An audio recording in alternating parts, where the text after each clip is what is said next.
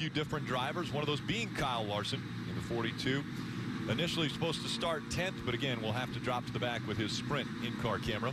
Experience with that. In fact, here at Chicagoland in 2014, he had to start at the back of the field that day. What happened at the end of the race? He almost won it. He finished third. He and Brad Keselowski were battling at the very end. But again, on board with him, the 16 out front. He's going to be patiently around this white line. See how he carries that momentum off the corner to pass the 16. Shows a little versatility in his car already. That's right, and the patience is because right now the track is going to be very dirty. You don't want to be the first person up on top of that second groove, a third groove. It's okay to run right here in the middle, but the track right against the wall, you really want somebody else to clean that up. You see Greg Biffle with a big move in the middle of the corner to have a little bit more opportunity there versus the bottom of 3 and 4, which is where Martin Truex in the 78 is right now.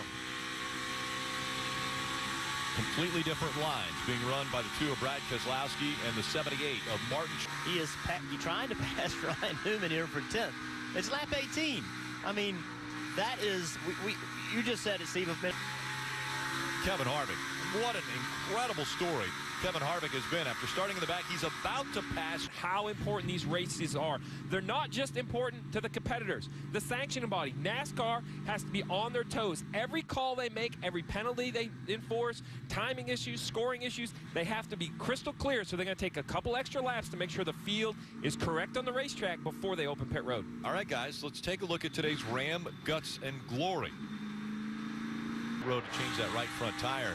And now taking over second, the 2 of Brad Keselowski. And Rick, with only 16 laps on that right front tire tonight, that is something that you can't prevent if he did hit something on the racetrack. And on lap 77 of a 267-lap race, Denny Hamlin talking about a potential engine issue. Those things don't normally fix themselves. Which is great for him, but you're on board with the 78 of Martin Truex Jr.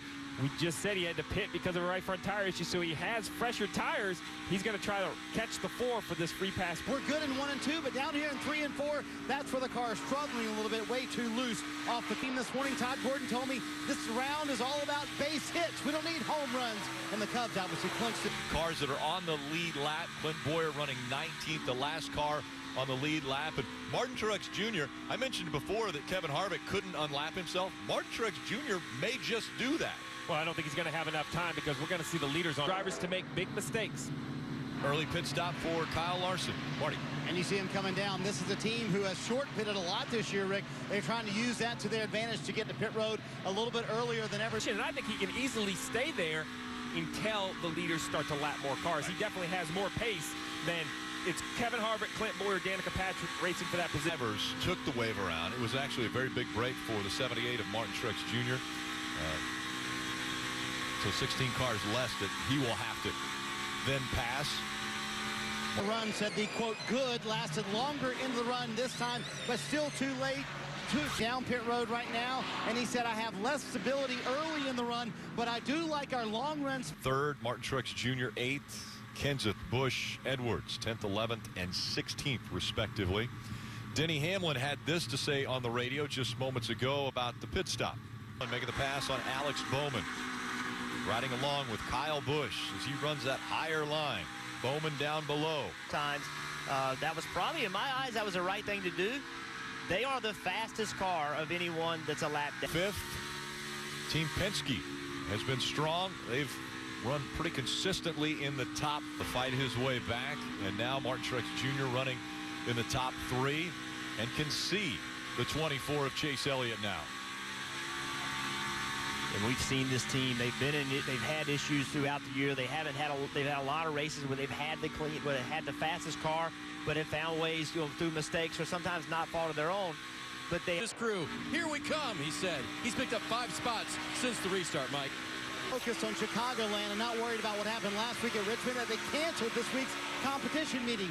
Team told me, I don't think we've done that in years, but we wanted to focus this week on starting the chase. Brad Keselowski struggling with their force, but they have fixed the center of the corner for that 22 car. That's helped them out tremendously.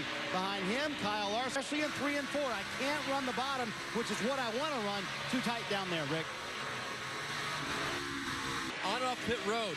Interesting also is that earlier in the day, he had a little trouble getting the car out of gear when he came to pit road. Every point, very important for all of the chasers. And right now, Kevin Harvick not having things fall his way as he's back on pit road. Kelly. Yeah, not the start to the chase that Kevin Harvick was looking for. He worked his way up through the... For Colorado, so they've got to take their hauler from way out west back to the east. It was kind of a break this week coming to Chicagoland, but overcoming the theme today and certainly all year long for this group from Denver that just seems to try hard. To the round of 12, a win and you advance.